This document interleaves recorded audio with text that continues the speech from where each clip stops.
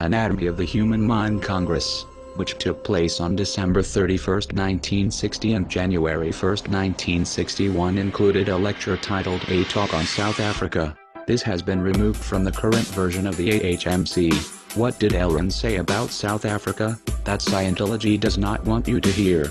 Once again, Chanology proves to be better custodians of the tech than the Church of Scientology itself. This is tape recording number 6012C31 AHMC Special. A lecture given by Aaron Hubbard to delegates at the Anatomy of the Human Mind Congress on the 31st of December 1960. The title of this lecture is A Talk on South Africa. I have been down in the most controversial country on earth today, which is South Africa. Would you like to hear a little something about South Africa? Okay, buddy.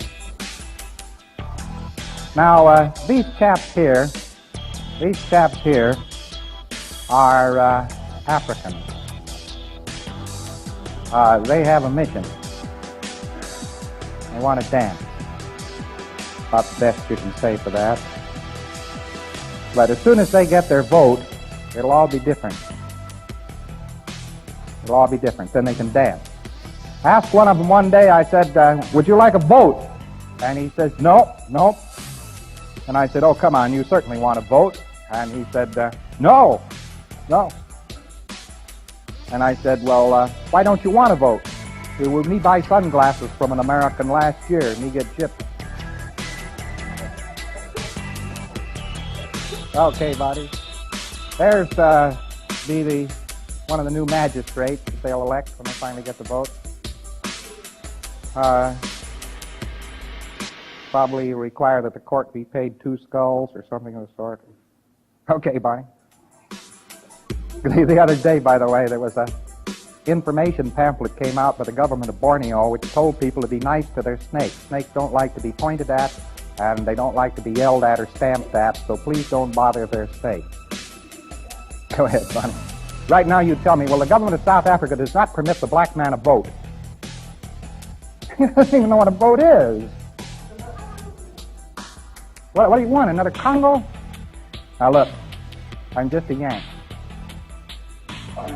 I'm not expected to be an authority on South Africa, and yet I've become one in Johannesburg to fight South Africans because they themselves haven't bothered to inform themselves of what's going on with the government.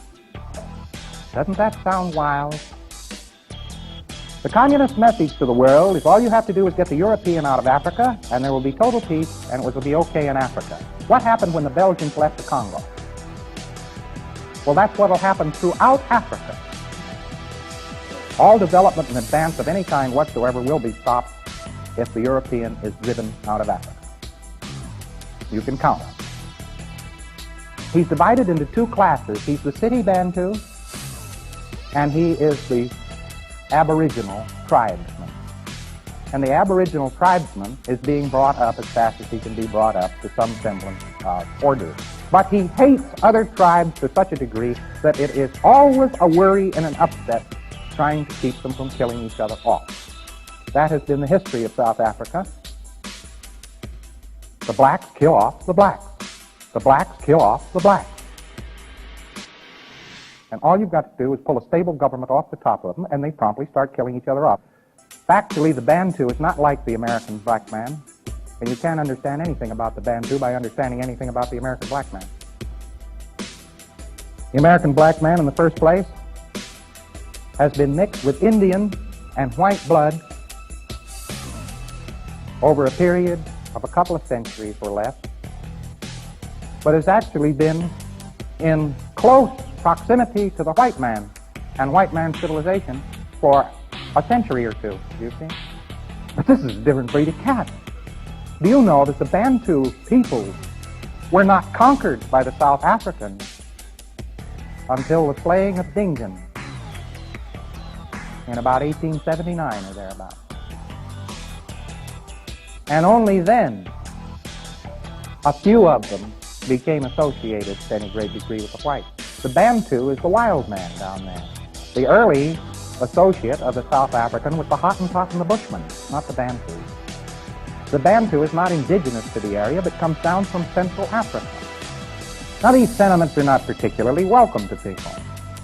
But I only call to your attention that I'm only telling you what I myself have observed, having been given ample opportunity to observe it, and I am giving you nothing but what I am myself have observed, and not anything anybody has told me.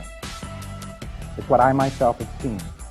I have also seen people in South Africa who themselves had not had energy enough to go out and look at anything, and who themselves had totally erroneous opinions concerning what was going on in the country. I have listened to some of the wildest tales from South Africans you ever wanted to hear about what was going on. They themselves didn't know.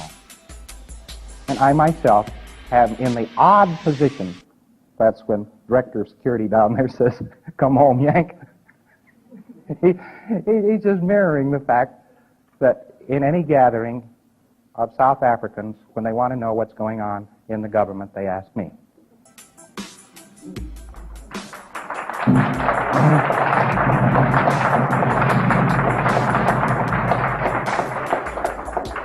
Now, I've driven an awful lot of weary miles, because South Africa's a big country, looking at the country, looking at the people, and that sort of thing. And I'd say they've got about 50 years to go before they get the South African Bantu up to the same status and level of civilization of the American black. The Bantu doesn't register the same on an e-meter as a white. And I have had to start a whole program of research, in addition to everything else I've been doing, trying to find out how to read a Bantu on an e-meter. Because he doesn't operate like an American Negro or like a European. And I have learned some things about the Bantu, his nervous system and reaction, which are of considerable assistance to people trying to get along with the Bantu. And the things they blame him for happen to be native in the Bantu. And his nervous system is not the same as ours. So he gets tremendously blamed and knocked around for things he does differently than we do. It isn't he does them better or worse, but he does them differently. He's built differently. There are certain things you have to do. So I've had to make a considerable study of the Bantu. That study is not completed. And the only thing I can say about it this time is it's arduously in progress.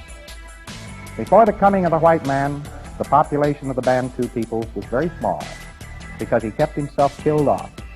One tribe would go running over the heads of the other tribe with these very weapons, which I'm holding in my hand here. They wipe out whole tribes, whole villages. They were like armies of ants. They just swarmed and swooped down upon everything and slaughtered every man, woman, and child in their path. Millions of blacks died this way. And the white man came along and kept them from fighting. Started civilizing them. As far as South Africa is concerned, the final thing I will say, which is probably very shocking to you, is there isn't any trouble in South Africa. There isn't any trouble. The only problems they've got in South Africa is the idea that they have problems. And the Bantu is working, and the government's working, and everybody's happy, but there are a lot of people around saying, yow, yow, yow, yow, yow, look at all the trouble, look at all the upset, look at all, give them all freedom, and gotta go through this, gotta go. And this is blah. I'm not necessarily approving or disproving of South African policies. It's a matter of sober fact. I believe their policy is slightly dangerous. I believe that they bring the Bantu up to a level of civilization and give him a total vote. I believe they'll fall short of bringing him up to that level that they desire and will yet give him the vote and will yet wipe out white civilization in South Africa. I believe that this is a high probability that will occur. But it'll occur because the nationalist people are too kind and too decent, not because they are too rough. But my hat particularly is off to the white South African because he's been pretty scared from time to time. He's been jarred by lying press in his own country and so forth. He's been holding the fort any way he can. And these chaps realize that in Scientology they have an answer to ability, that a person who can bring control and quietness to his own area is very desirable to have in South Africa, and they recognize that Scientology does this. Thank you very much for coming to the Congress and for being here today. Be sure to appear at the seminar. I will see you at 1 o'clock tomorrow afternoon. Thank you.